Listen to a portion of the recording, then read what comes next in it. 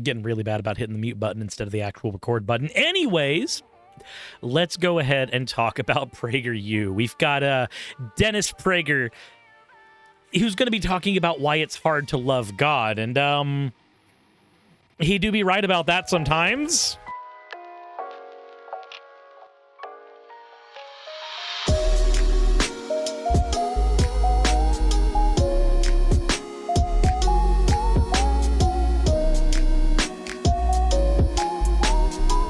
Let's go ahead and get into the fan art section, and then let's get to the actual content.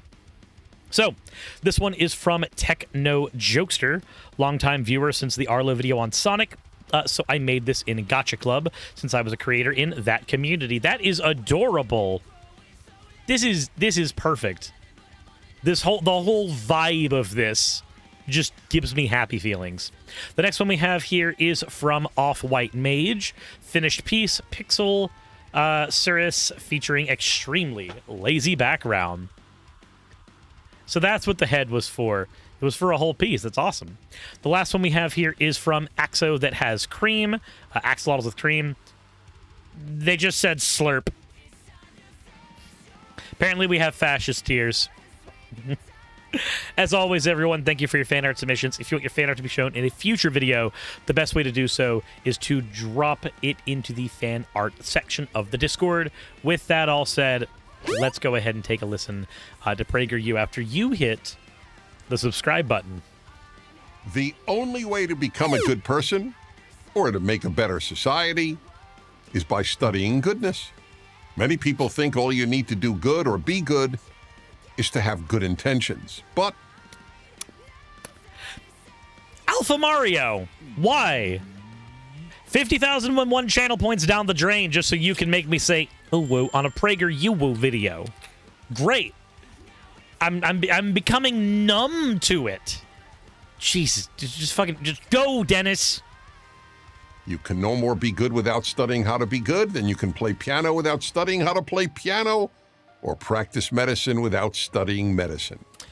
Are you sure about that? I have a feeling that a lot of people have a pretty innate, sense of good and not good, but people don't really have that same innate sense for medicine. Some people have an innate sense for the piano. Most people don't.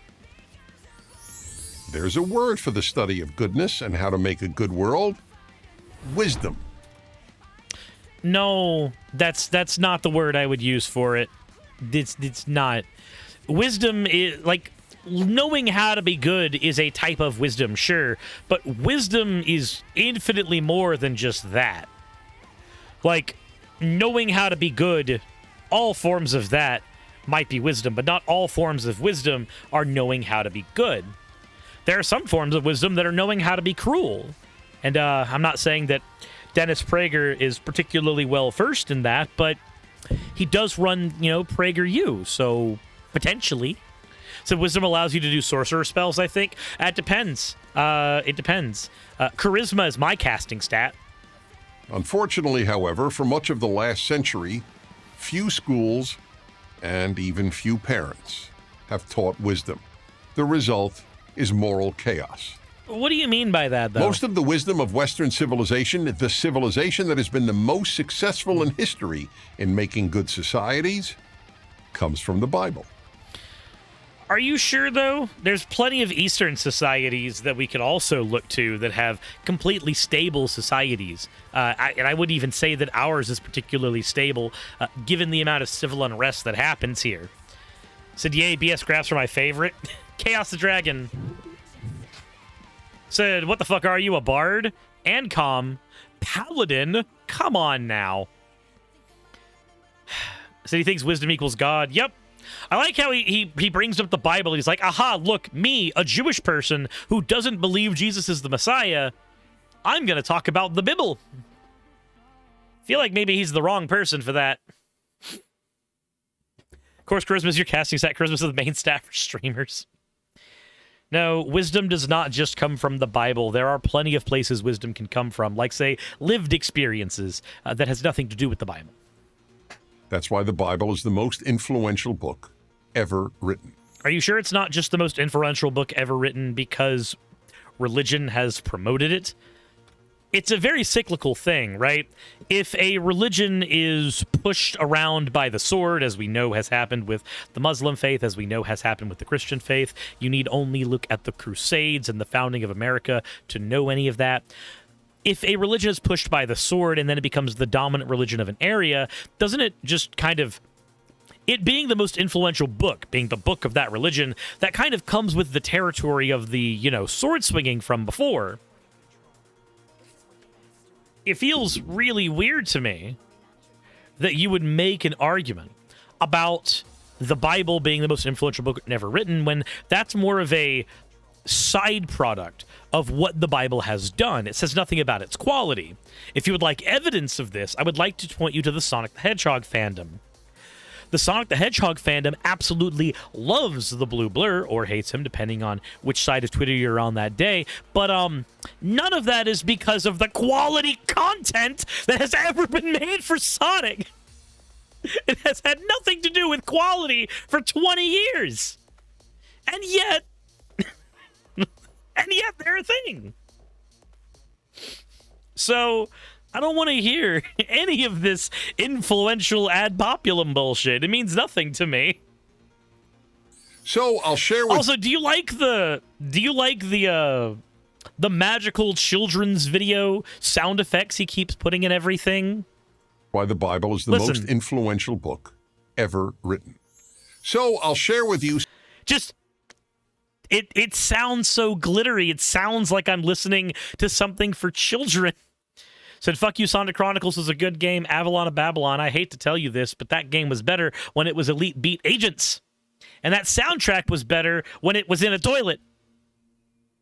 Some of the wisdom from just one book of the Bible, the 5th, Deuteronomy. I like how he's going to talk about this wisdom. I wonder if he wants to talk about what the Bible says about slavery, or what it says about, when your daughter has to get sold to a rapist. I wonder if he wants to talk about any of that. 1. Do not show partiality in judgment. I feel like that's kind of a basic thing. Like, be impartial when you are making judgments. Try not to have bias. That feels like a very base level thing. I'm just imagining that Dennis Prager thinks the Bible is the wisdom dog meme. Yes, that is a good wisdoms. Chapter 1, verse 17. A compassionate society is built on justice, not compassion. That might sound counterintuitive, but while we should be compassionate in our private lives, the state must be preoccupied with justice. I feel like the state should be preoccupied with both justice and compassion. Because I'm just curious here. Who here thinks that punitive measures actually change a person? Who here thinks that punitive... Also, yeah, small government party. Small government party, by the way. But by and large, we find that psychologically punitive measures, they might have a small factor in dissuading certain behaviors, but they don't do a whole lot in changing people's minds about why they should engage in certain behaviors. Somebody might know that there's a chance of them being sent to jail if they steal, but it's not going to change the circumstances that made them steal. They already know it's wrong in certain situations, or they've justified why they can or cannot do it. The punitive measures don't do a whole lot there.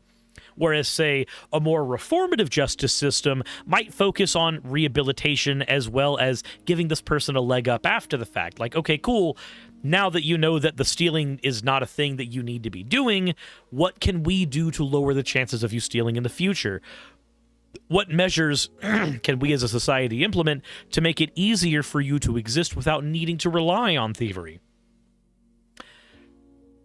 That would be compassion being used by the state. But of course, Dennis Prager doesn't want that because small government party man over here wants to talk about the ways in which the state needs to punish you, Daddy. That is the reason for this law. Judges are forbidden not only to show favor to the rich, but also to the poor. The purpose of a judge is to dispense justice. I feel as though that's wrong, though. I think that's actually incorrect. there are plenty of situations in which a judge will change their way that they go about a case based on the money that the person has involved in the conversation. There are plenty of instances within our justice system where we have either come down harder or softer on someone because they have actually had less or more money. So I see stealing as a moral neutral. I see stealing as very much based on the situation. Like, I don't see any issue with grabbing from a big box store. You're not hurting the paychecks of anybody who actually, like, works at the store. The only person you're screwing is people who make enough money for it not to matter. But that's not me saying you should go out and steal. That's me pointing out that, like, I'm not going to judge somebody for doing it. I don't know what their reasons are. But anyway, the point is, I feel like we've got plenty of situations where justices don't do that. And I would even argue that there are situations where you should actually have more leniency on somebody if they happen to be incredibly poor. Like, if the punishment is 10 years in prison for stealing a sandwich, you know, giant overblown thing. But if you're going to get 10 years in prison for stealing a sandwich, but you're poor, that's incredibly bad. The likelihood of you having to steal a sandwich is decently high. You might end up needing it to survive. It may be a choice between life or death. You may not have any options there.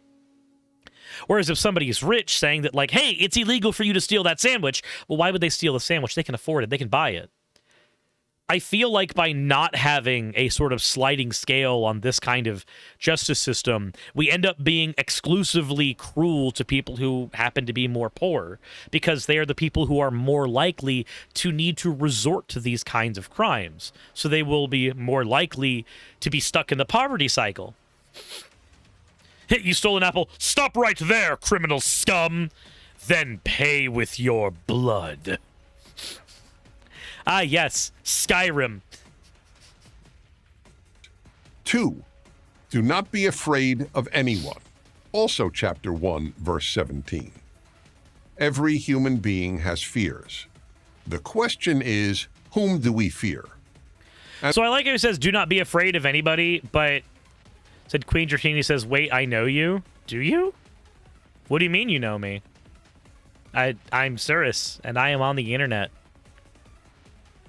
But I like how he says we shouldn't have fear.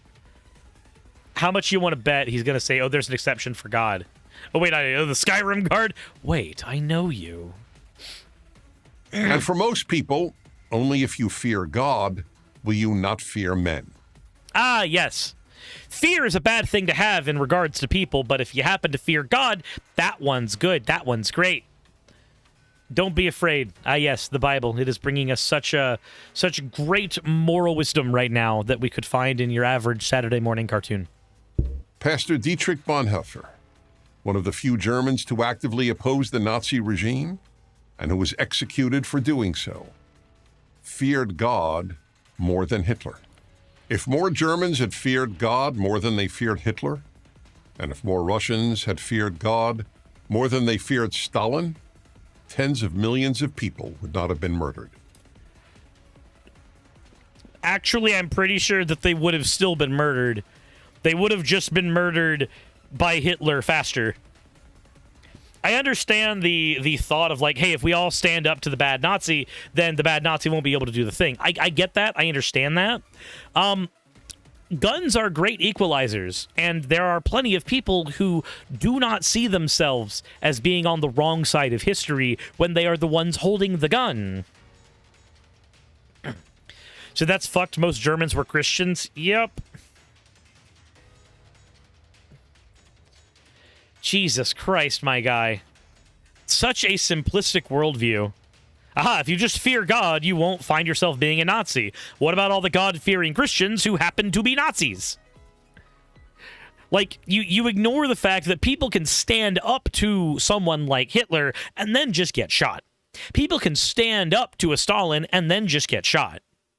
Like, if it's you and 10,000 people going, aha, we are going to stand up to the evils of this corporation or the evils of this dictator, and then the dictator just mows you down because they have tanks and guns and bombs, you've increased the body count.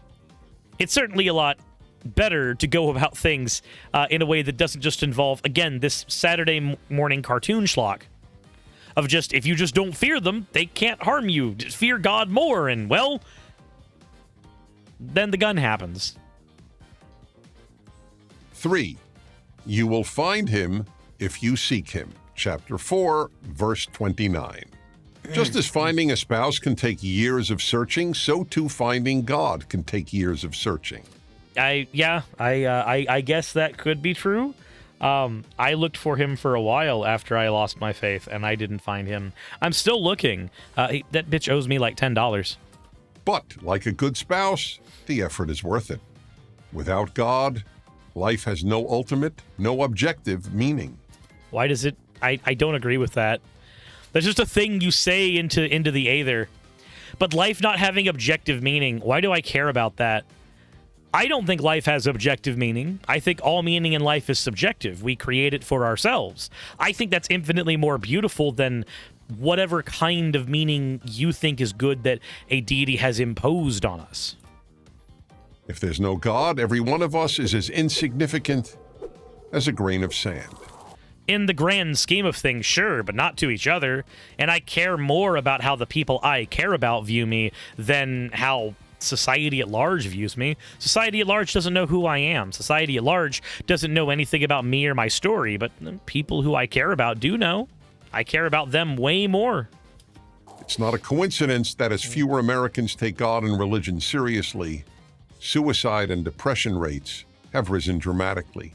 Are you sure that the rates of depression have not just been because we've had a better time diagnosing depression here in the States? And are you sure that there are not, say, chemical additives that are given to all of our foods that potentially have added to that as well? We happen to have lobbying groups that try to keep different sugars in all foods, even foods that are supposed to be given to young, incredibly young children, when a lot of times they should not be having sugar at that young age, not straight sugar. Please look into some of the ways that Nestle has lobbied against better wisdom, as it were, just for a little bit of evidence of that. Are you sure that none of this has to do with the fact that as we get better at diagnosing depression, naturally the rate of depression would go up because we have more and broader criteria that we've been using? Are you not sure also that the suicide rates might not be going up with things like inflation, with things like how we treat minority youth in the States, civil unrest? Are you sure none of these have anything to do with why we've started to discover more and more situations where people idolize suicide? Are you sure that it's not that things like healthcare are incredibly and increasingly more and more impossible or improbable for people in the States to get without sacrificing the arm and the limb that are infected that need to be cured? Are you sure it has nothing to do with, layoffs and things like that? Are you sure it has nothing to do with societal factors over and above people don't God as much, so people shoot themselves more? 4. You shall have no other gods before me. This doesn't feel like wisdom anymore. This is now just preaching. This stopped being wisdom ages ago. This is now just him saying, look at the wisdom in the Bible. It's actually this. Also, no other gods before me. I'm sorry. I know plenty of pagans. They've got lots of gods they value over yours. Chapter 5, verse 7. We have more gods in modern life than idol worshippers had in the ancient world. None of those are gods. I've never liked this argument. This argument was given to me back when I was a kid as an argument against idolatry, as an argument against, liking video games more than God.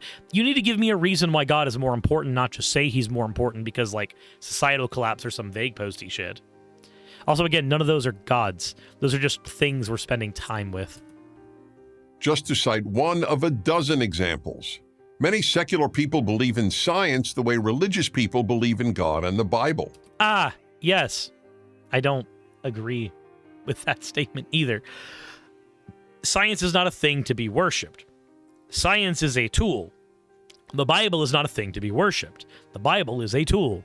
I think the Bible is a wonderful tool, and if your goal is to be entertained by reading some of the oldest fiction in the world that also happens to double as a pretty neat history book, for some of the books. And said you worship microscopes? Yeah, apparently. But there's a big problem with that. Unlike God in the Bible, Science actually makes things. science has nothing, simply nothing, to say about good and evil or about the meaning of life. Why does it need to? You've just engaged in a category error. I don't give a shit that science doesn't say anything about the meaning of life. I don't give a shit that science doesn't say anything about good or evil. It doesn't have to. That's not its job. Its mechanical job is not that. I can't begrudge it for not doing a job that it's not supposed to do. It's like saying, yes, my knife doesn't do a good job at being an apple. When I crunch my knife, I don't get the proper amount of fiber. The fructose is not sliding through my veins, but my iron count is up greatly. Don't begrudge a tool for not doing the thing that it's not supposed to do. I'd say the Bible is not good at saying what's good or evil either, because several things the Bible says are good sound like evil to me. Things like, I don't know, giving money to your daughter's rapist. That sounds kind of evil to me. 5. Love God with all your heart. Chapter 6, verse 5. Again, how is that wisdom? That's not wisdom. That's just you telling me that I need to love a God. And in my case, a God I don't believe in. Well, why do I have to? Can you give me a reason? Also, is Liz Chris, thank you very much for the 100 bits. I appreciate it. Given all the unfair suffering in the world, it's difficult for many people to love God. I admit, I am one of them.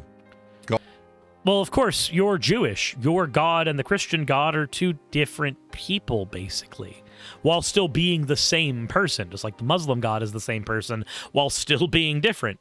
God knows this love is difficult. That's why Deuteronomy commands us to love him.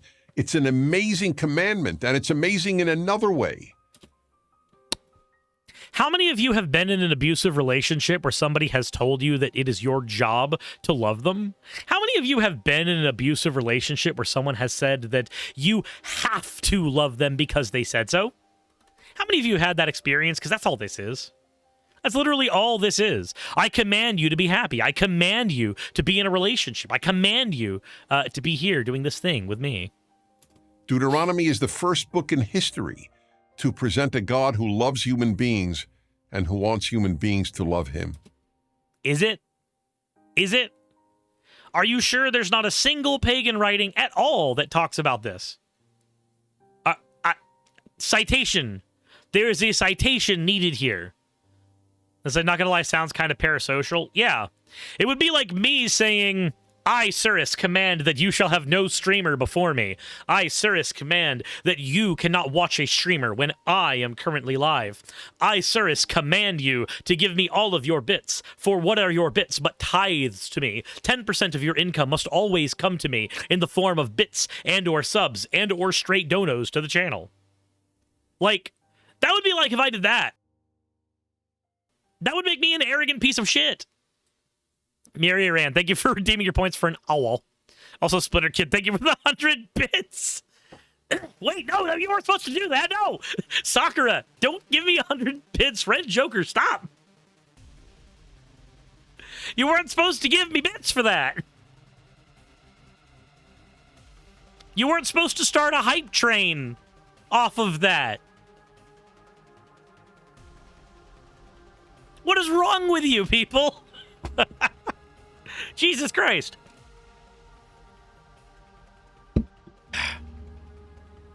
Anyways, we just decided now's the time to start a hype train. Oh my god. Fine, I guess we get hype music then. There you go, you get hype music, I guess. Anyway. Waffle Apocalypse, thank you for the 245 bits.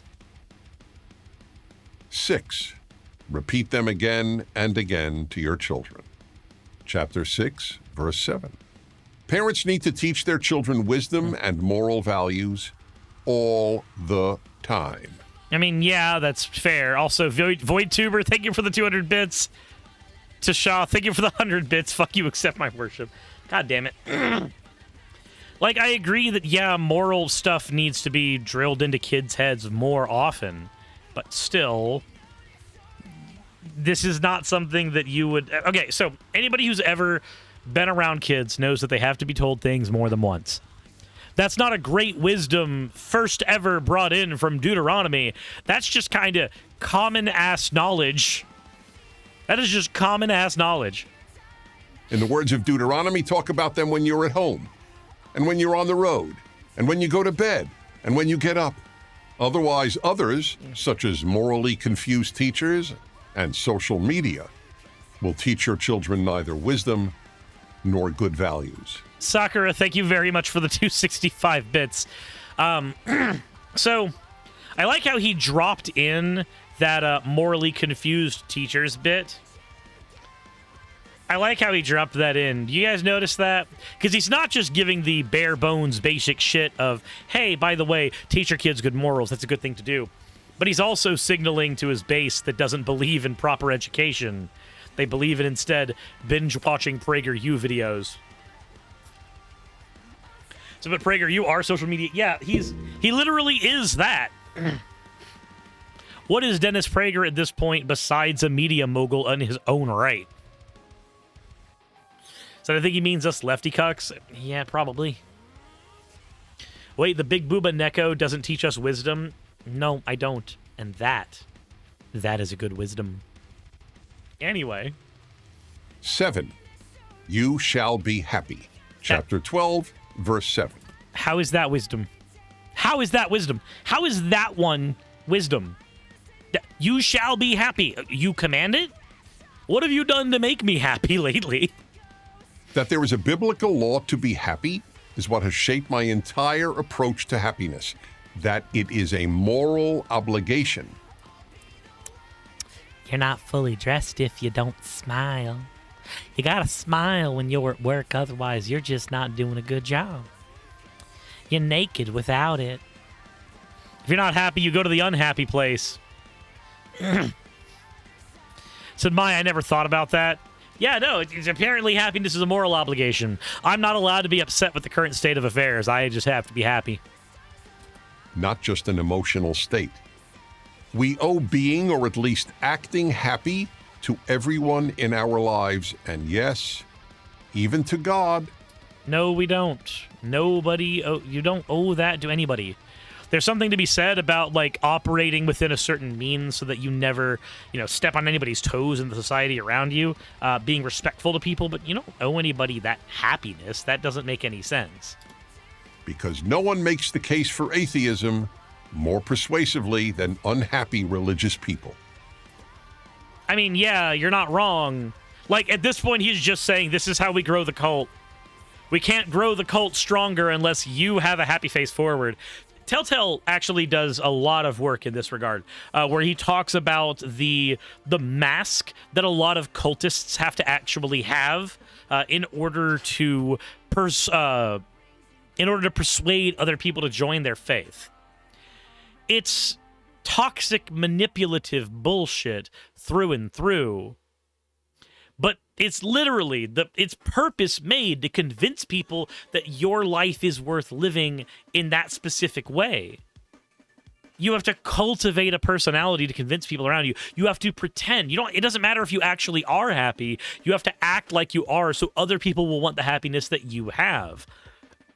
I was taught this as well. It was a way to actually, stand out from a crowd, and people would go, wow, why are you so happy? Why do you act this way? And you would just go, yeah, it's because I'm a Christian, and if you want the same happiness I have, then you'll be a Christian too.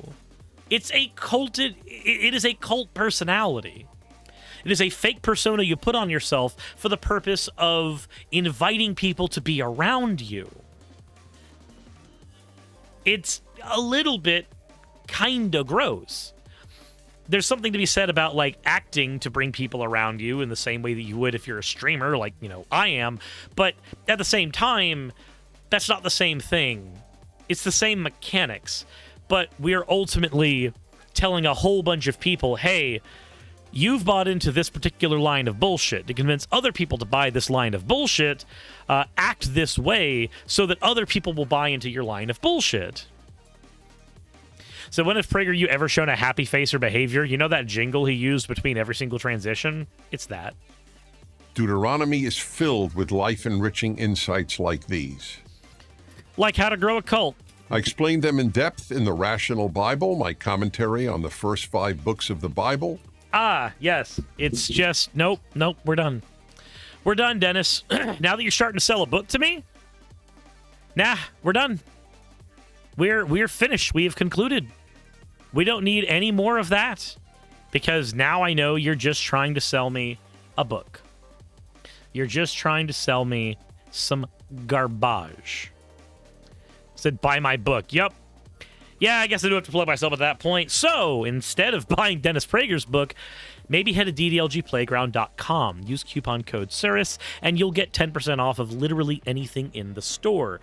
If you use that coupon code, it helps out the channel a shit ton. But if you don't like my content, I can completely understand. But don't let that be a reason that you don't use this coupon code. Why would you pay more for something you were going to get anyway? And you were going to get it anyway, weren't you? So instead, use my coupon code even if you don't like me, so that you can get 10% off when you go fuck yourself. And I can truly say you don't have a choice in the matter, because I'm the only one who still has the affiliate status for DDLG Playground. They dropped everyone else. I'm the only one left. I'm the only one you can use. There is no other option besides me. I am the way to the way, the truth, and the dildos. I really should take less caffeine. Anyways, comment down below what you feel. I'm gonna sit. As always, everyone, insert end of video tagline here.